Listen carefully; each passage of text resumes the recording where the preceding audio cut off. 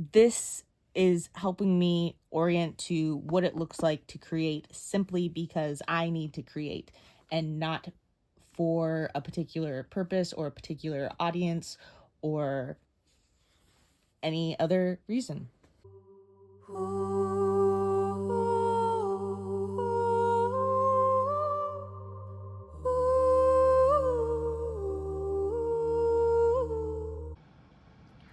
Hello there, beautiful human. Melinda Joy, Crossroads Storyteller, here with an update regarding my deep dive into the Creative Liberation Now deck. I will be pulling at least one card a day from the Creative Liberation Now until I successfully publish it on a wider scale. If you want the longer story, you can check out my beginnings video somewhere around here. And if you haven't already, like and subscribe to support this project of mine. As always, the link to the waitlist for the Creative Liberation Now deck is in the description notes below. So today, I plan to report on my life and practice over the past month, update you on my reading and deck usage, take a closer look at the Creative Liberation Now cards I pulled this last month, and finally, share my plans for next month. If you're here for a particular portion, feel free to use the timestamps to locate your desired section. And if you hear me reference something you want to explore, check out my reference list in the description notes below. So this week, I got inspired to explore posting more videos and advertising my YouTube page on Instagram. And what that looked like was me posting one additional video that was not a hashtag. But I'll link it here just so that you can find it easy if you want to. It was my unboxing of my high school playing card collection. And I was really excited about finally getting to post something more. If you have been following me for a moment, or if you have binge watched my series from the beginning, then you know that I would really like to post a lot more than I do.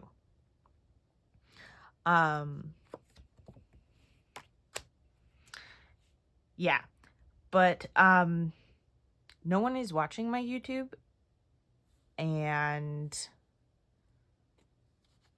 the advertising that I did this last month didn't change that at all. And so it's hard to decide to not do other things that are currently supporting other people and instead invest even more time in a side project that's this YouTube channel. So yeah, I had a lot to think about this month when I got all excited to post a little bit more and finally get to express just a little bit more, and still crickets, which is okay. I don't mind being sub rosa. I'm learning so much about my self-expression, especially when there's no one there to respond to it. It's a very the only audience is me. So I have a particular experience of the content, being an audience of one. Anyways, so yeah, in the past I was posting like people were watching me, mostly because I wanted to, and I totally thought that maybe someone might. Even like video number 3, I posted a question that I was struggling with, like an academic intellectual question, and then I was like so worried that whole month that someone was gonna sort it out before I got to publish my video number 4. But yeah, no one was watching it, so no one posted the answer in the comments, and I got to post it myself, which is fine.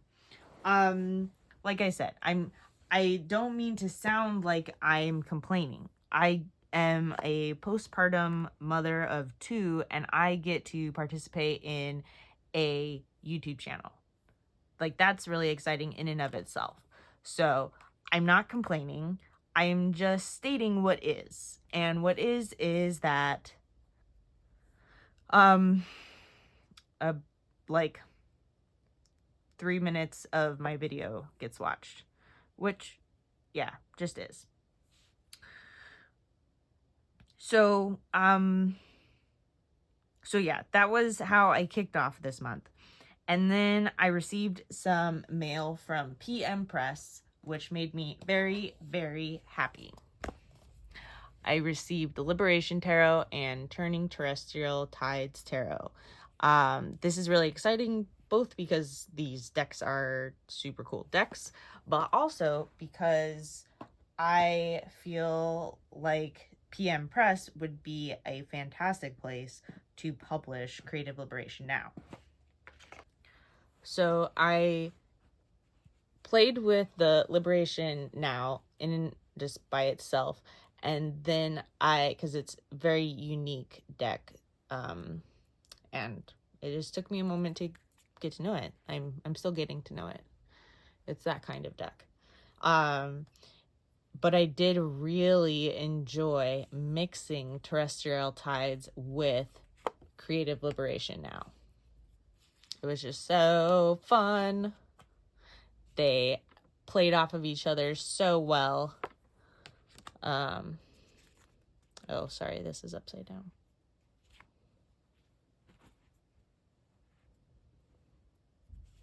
Yeah, they were just delicious together.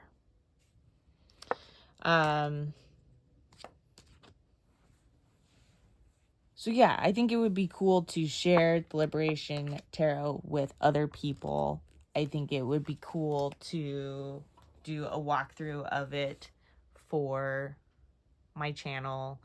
I don't see anyone else talking about it, and it's a cool deck, and it's a gorgeous deck, and it was a very intentionally created deck, as was the Creative Liberation Now deck. And I don't think I'm going to, at least not right now.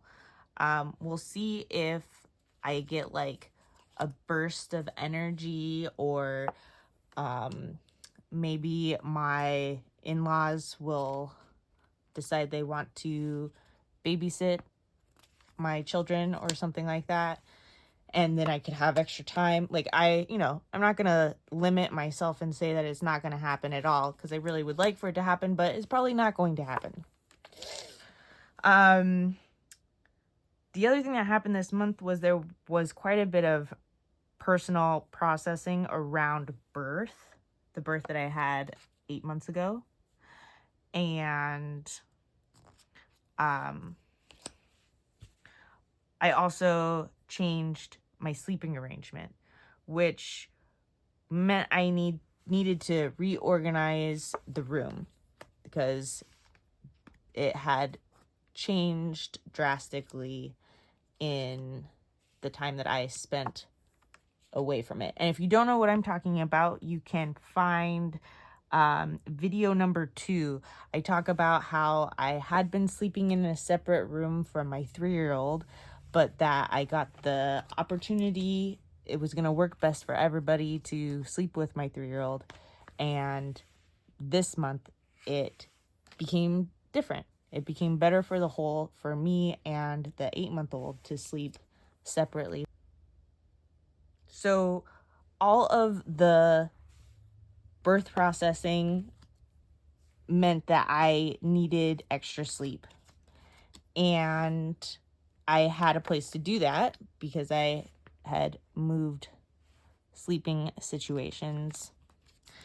And a large portion of the month felt very foggy and blurry, and it sort of flew by like it was one very big long day. So I did lots of things, and some of them are things that felt like they were really important to me. But some things that are really important to me didn't happen. Like some personal correspondences that I would like to do. I want to prepare some gift boxes for others and work on the deck that I'm creating. So I want to trim the fat, which is why I keep saying I don't think I'm going to be investing more into the YouTube channel, so that I can tend to these other things that are like actual real people. Like literally no one besides myself is being affected by my YouTube channel right now. But if I give my gift boxes finally, then someone in the real world will be affected by my creative juices. So yeah, this is how I'm thinking of things, instead of like, how do I succeed? How do I do better? Things like that. How do I get people to finally look at my stuff? Instead, like, how do I create my life so I'm actually tending to real people?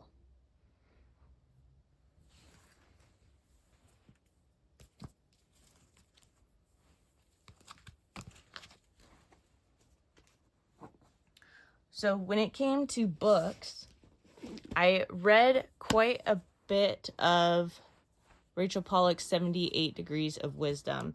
I finished the Major Arcana portion, which was awesome.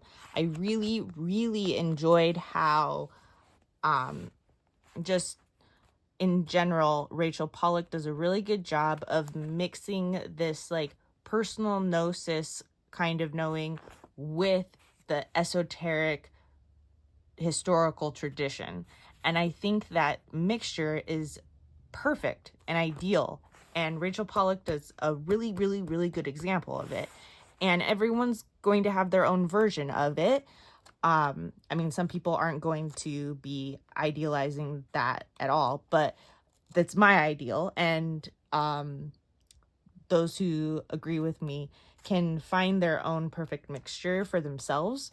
I don't mean to say that Rachel Pollack is the only way to do it, but that it is a really good example for how one might go about it. That special mixture of personal gnosis and tradition. And I really, really enjoyed how, especially the end of the Major Arcana, that the Great Journey, this totally lined up with the information I learned last month regarding the soul journey that one goes through. I'll put it in the queue so you can find it easily. And I did review Many Lives, Many Masters this month, just because it was such a fun callback to that experience. But yeah, so the only thing is I got to the Minor Arcana, and then I was having some dissonance between what I was learning in my playing cards class and what Rachel Pollack was saying. So I decided to pause and put Rachel Pollack away. So I have my BOTA bookmark showing me where I was, and I will come back to it when it feels right. But right now it doesn't feel right. And I had the idea that like, if I were not postpartum and not doing life with two small ones and like, you know, felt more in control of my life and what I'm doing and all of those things, that like I probably would have finished this book within the amount of time that it felt relevant to me. But now it feels like there's been a pretty major shift, and the things that I need to nourish me right now is not this. And there was a moment where I was like, oh, I'm just gonna finish this real quick before I move on to anything else. But I don't actually have time to do that. And it's more important that I nourish my inner world and my psyche. So we're putting this on pause and moving on to other things. I also read The Joyful Toddler. I reread the first section, which I've done a bajillion times, like literally like 5 or 6 times. It's like 4 chapters or something like that. And it was super helpful to reread it. I learned more things. And then I reread the second section. This was the first time I finished the second section. It's not the first time I read it, but it was the first time I finished it. And it was so helpful. And then I started reading the third section and got triggered. And so once again, I'm going to come back to it later and just integrate what I learned from the second section. And then I told you how I started revisiting Many Lives, Many Masters, and I considered visiting Newton again, but I decided against it. But I did spend a moment with it, so I'm mentioning it. And then I started reading the 22 Teachings book club book. Okay, so I read the first chapter. I'm way far behind, but that's okay. I will listen to the book club hopefully this next month. We'll see how it goes. I'm going to do it in my own timing. I'm really excited to participate in it, but I need to, once again, prioritize what I need for me. So then I also listened to Titans of Tarot here on YouTube, the one that was spotlighting Christophe Ponce. And it was so exciting and so interesting. And I got so excited about TDM type 2. And also got really excited to refocus on my playing cards.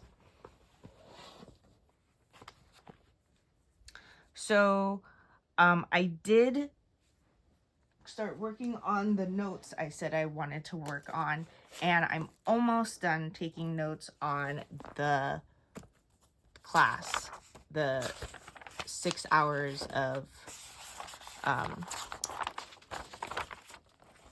playing card content. And so I have 1 more hour to go.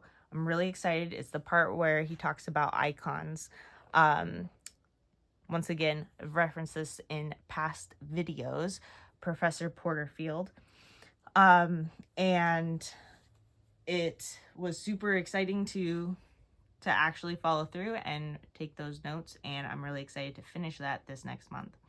Then I discovered the great courses are available on my public library, and so I started listening to Renaissance, The Transformation of the West by Professor Jennifer McNabb, because Christophe Ponce got me all sorts of interested in the Renaissance.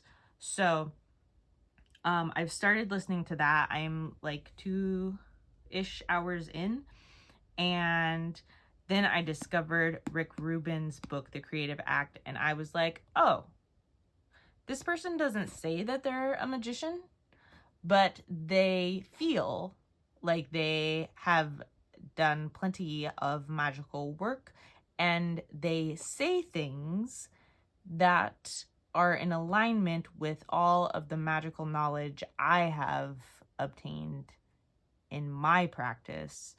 And so I was like, I need to explore this deeper.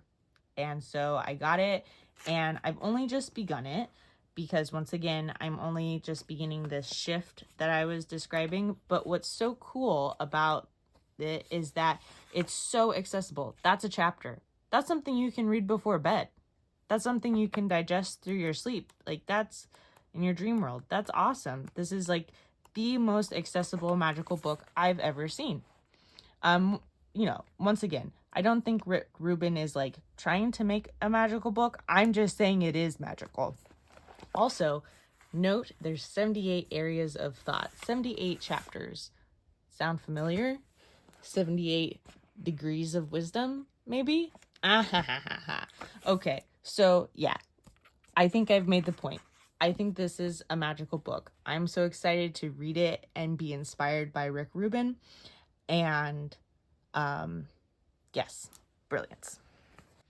And this is helping me reorient to my YouTube channel and what I'm doing with it, because if no one's watching my videos, like I've already discussed, then the purpose of my YouTube video is my edification and channeling specific things that only I am here and available to communicate to the world.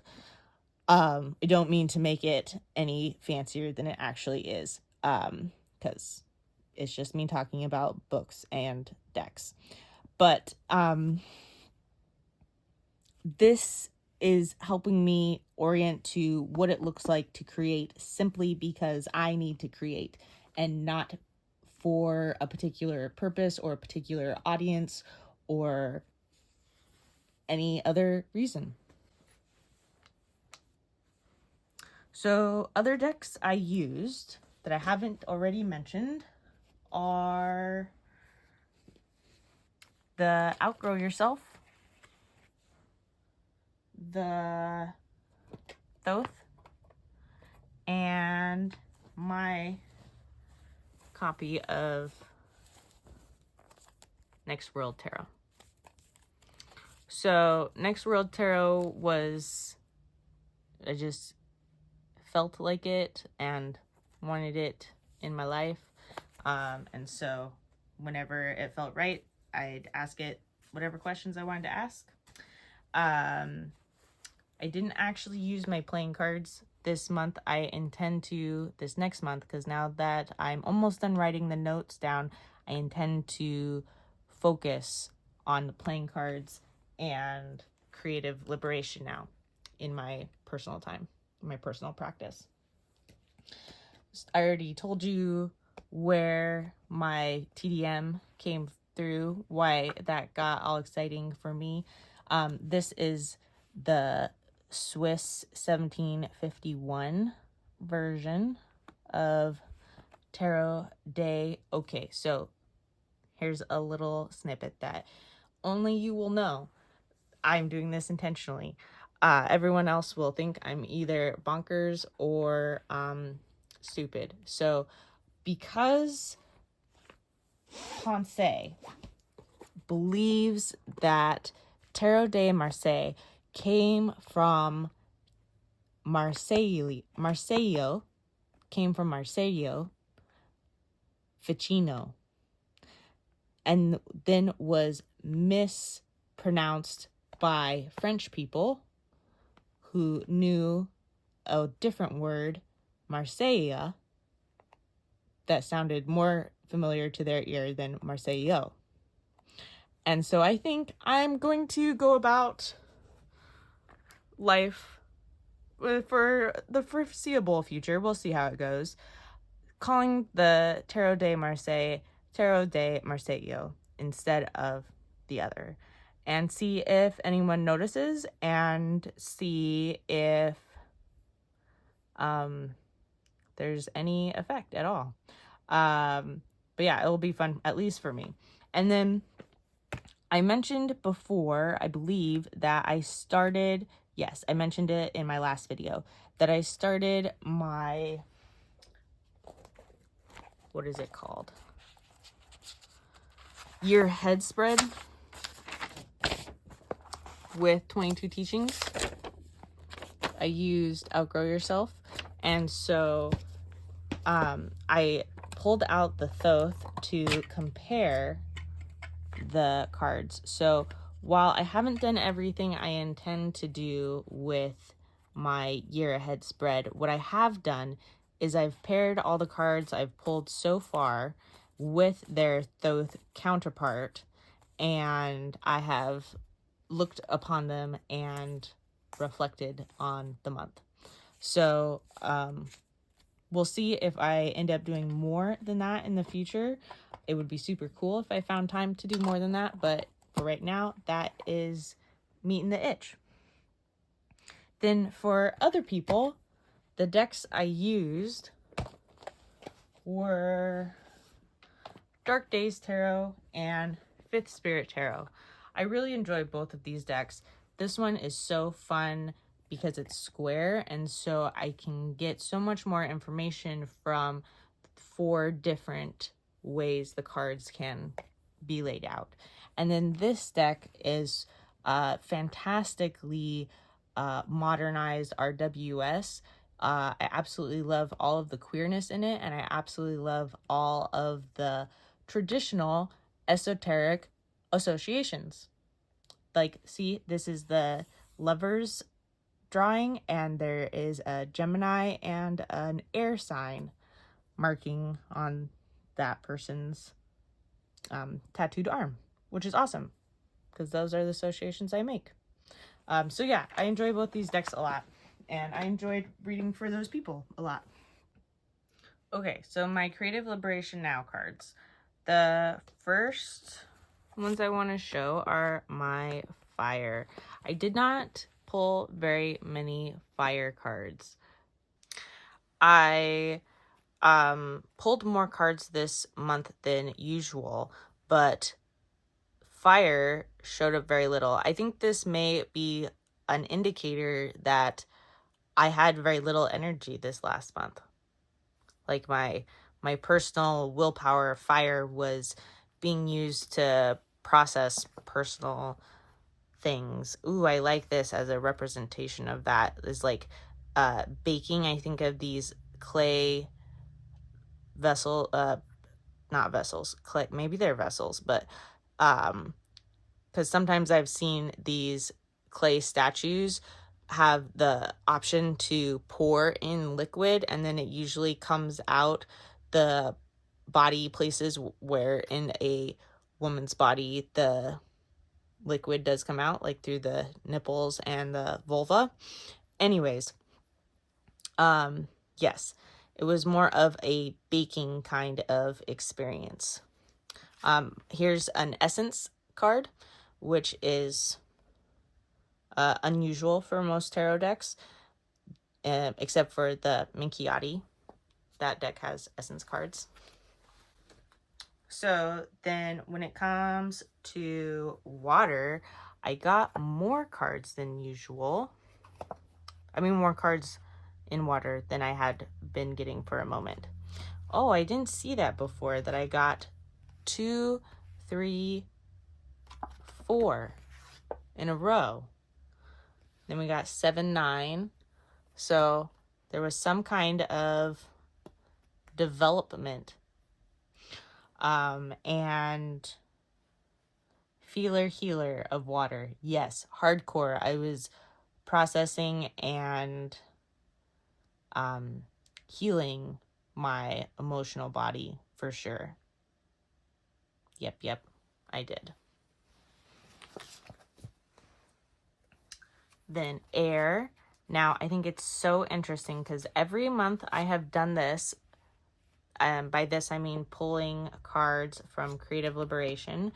I have pulled the Visionary Dreamer of air, except this last month. I did not pull it this last month. Oh, how interesting. We also have the 7 and 9 of air, like we did with water. But instead of 2, 3, 4, we have 1, 2, 5. Very cool. Compatible-ish number of air cards to water cards. And then we have compatible earth to fire cards. Oh, which is interesting too, because similarly to fire, we have an essence card and a court card, and then 2 others. Reflections. This was the very last card I pulled of the whole month. At therapy yesterday, it was very satisfying. I think that's what it's talking about. And then this card, Newton's Commune, makes me think of all the Renaissance stuff I've been working on recently. And then once again, essence card, similar to in the Minchiati deck. Perhaps one day I will compare Creative Liberation Now to the Minchiati deck. Now, there were quite a bit of cards from the major arcana showing up Oh, fun. 7 and 9 again.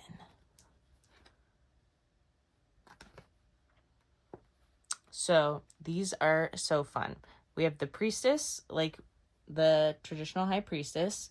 We have communion chaos instead of the empress, which I so appreciate this like very put together and then very chaotic version of the empress, because Earth Mother be chaotic AF.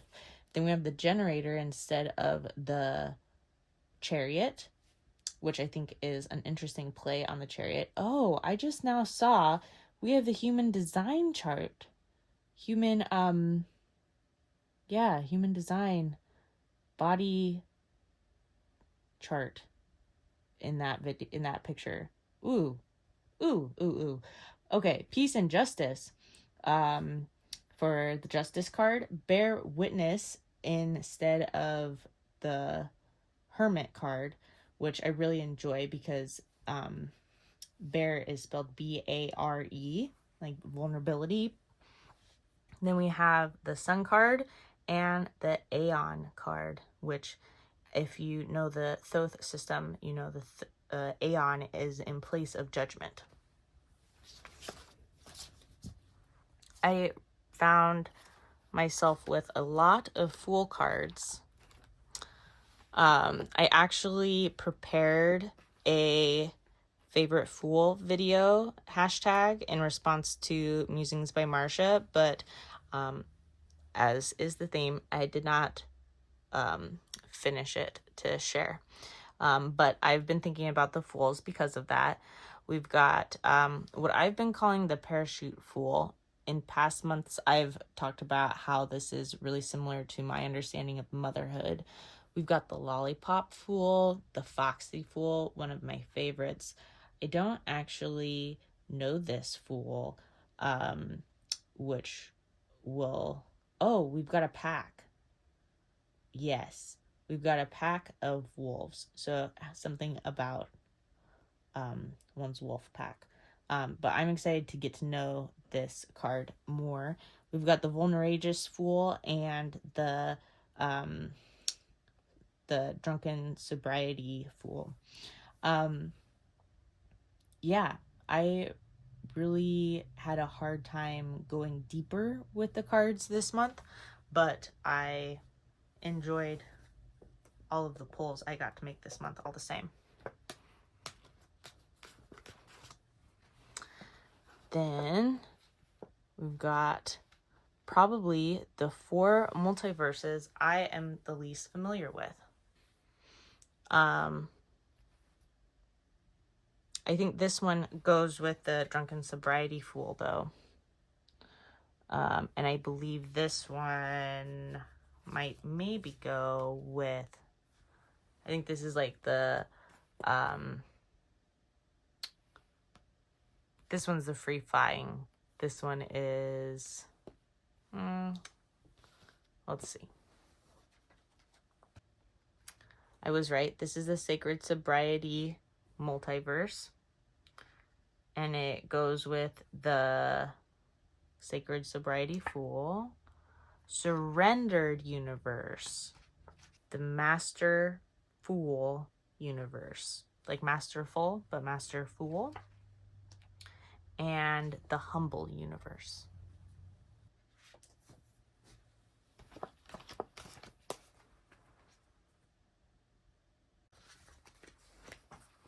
Okay, I discovered one more connection. I didn't catch it at first because I'm not familiar with this Fool very closely, intimately, but these two go together also. So I got these pairs. So as you can see, the Creative Liberation Now deck has multiple Fools and multiple universes, and they're partners that go together and make different end caps to the major arcana, and it's a very fun aspect of this deck.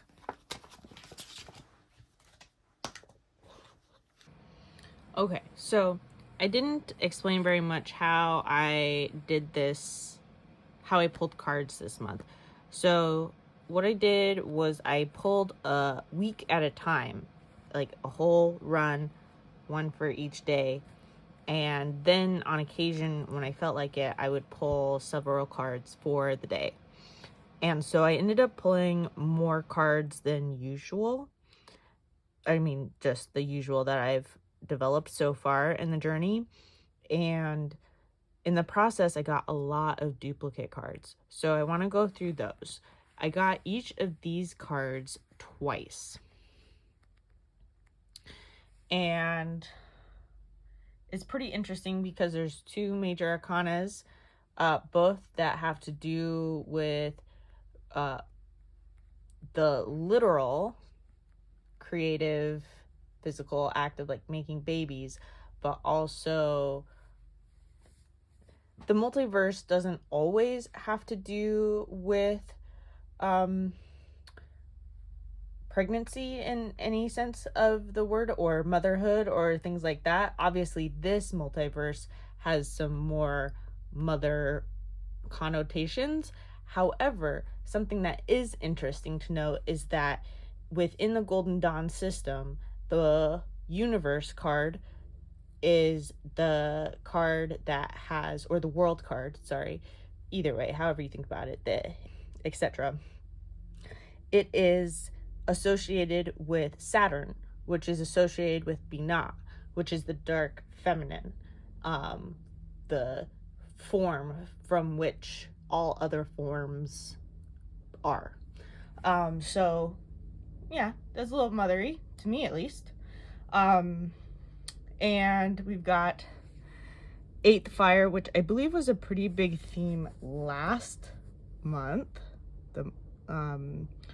Last month I assessed. And then Seventh Air. This is a really interesting seventh air because we have this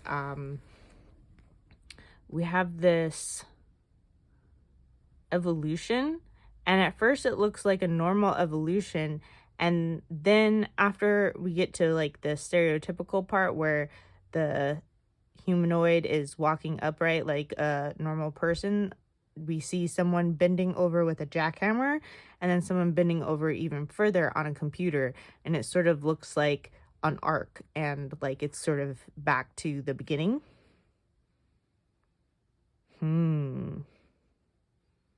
Yeah, and then we also have all of this forestation happening. So it's like a deconstruction in a less helpful sense of the word. But then we have this relationship between the inner child and the I haven't decided yet what role this dragon plays, serpent, whatever you want to call it. But I think at least some of the time it is the inner let's see, what is Clarissa Pincolis Estes call it? The inner, maybe I'll write it on the screen when I find it and edit it. This video, I mean. Okay, so yeah, we have this like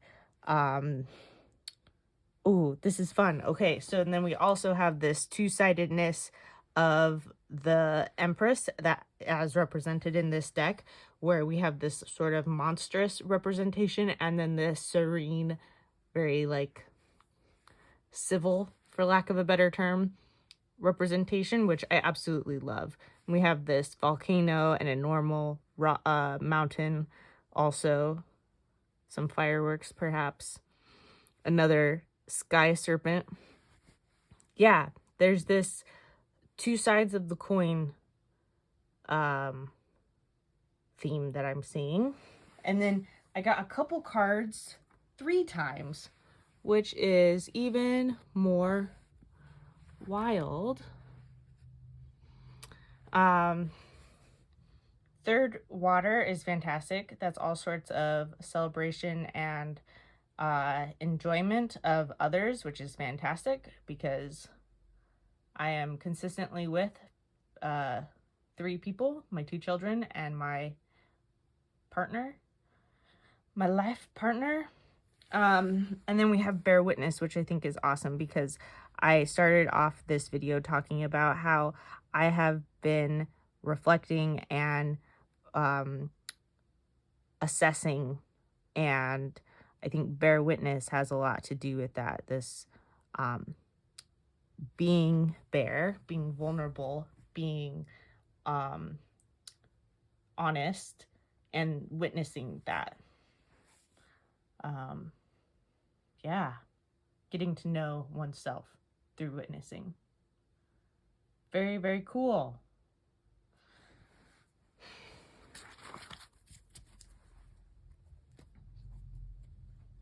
So, in the month to come, I would like to do some things. I've been really wanting to check out this book.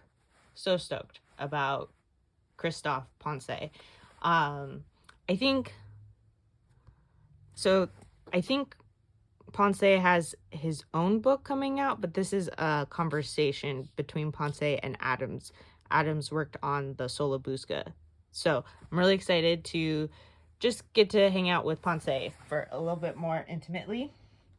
And then I also am really excited to explore Rick Rubin and what he has to say about creativity and life in the universe and how it all works. I found my book. I want to review the first month's conversation that is occurring at 22 Teachings. Oh, not the 4 Adorations. That's not the... There we go. Body awareness. On body awareness. And then consider also reading the next chapter so that I'm continuing to keep up even if I'm consistently behind.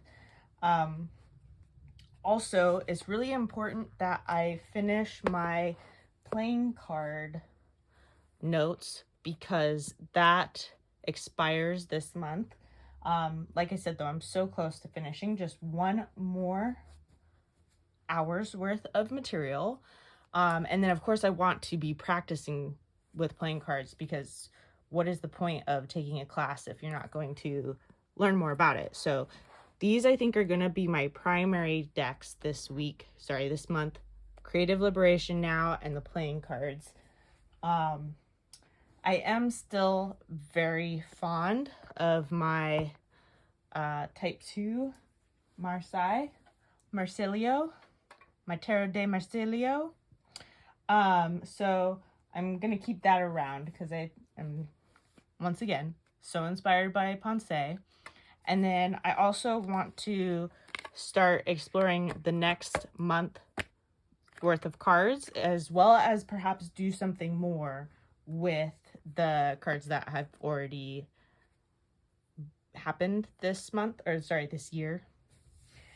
And then I want to send some postcards. Got my bird postcards. I want to send some of those just to let people know that I love them. I want to work on my flower essences so I can finish my care packages and send those out.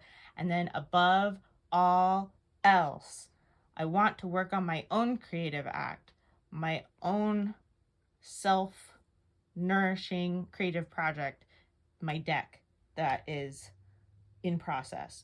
So it doesn't need to be completed because that would be an insane expectation, but I do want to spend some time on it, taking additional steps. Oh, and then I don't think I mentioned, but I also picked up a couple regular monthly clients. So I'm going to explore reading 2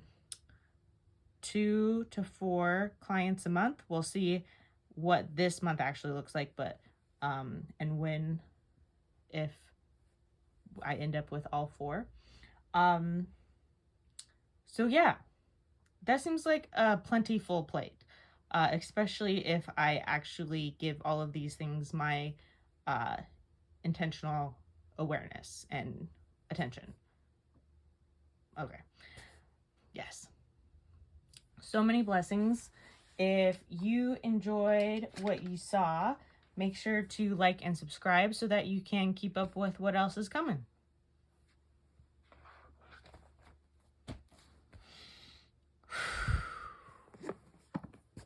Okay. I feel this might be like a consistent experience, but I feel like I'm on to something. Like I'm fine-tuning this. I'm sorting it out. I'm gonna get so good at this by the time people start watching me. I'm gonna be so well practiced.